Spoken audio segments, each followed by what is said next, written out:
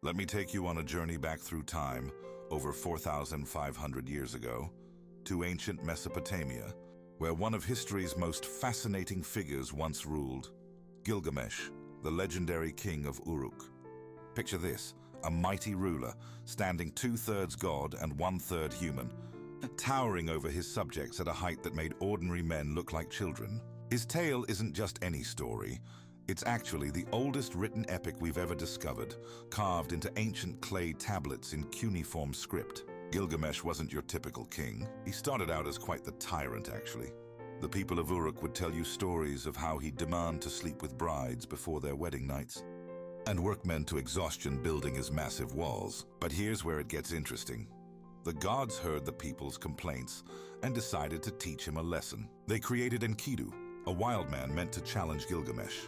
After an epic wrestling match that shook the foundations of Uruk, these two became the closest of friends instead of enemies. Together, they embarked on incredible adventures that would put our modern action movies to shame. Their most famous quest? Battling Humbaba, a terrifying monster who guarded the cedar forest. This wasn't just any forest. We're talking about the most precious timber in the ancient world.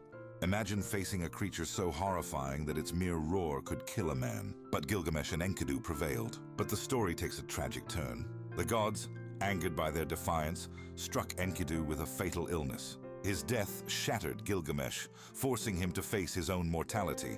Despite being part god, he realized he wasn't immortal. This led to his greatest journey, a desperate quest for eternal life.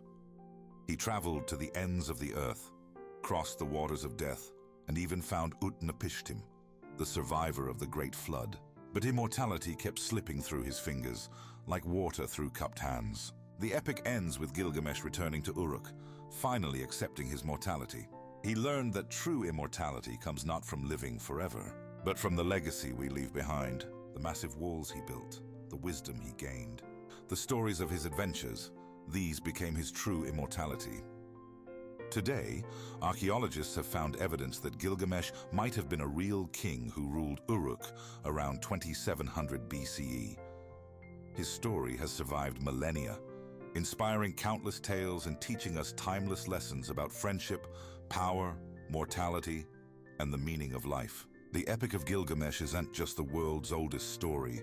It's a mirror reflecting our own human struggles, desires, and ultimate acceptance of our place in the universe. Pretty impressive for a tale that's older than the pyramids, isn't it?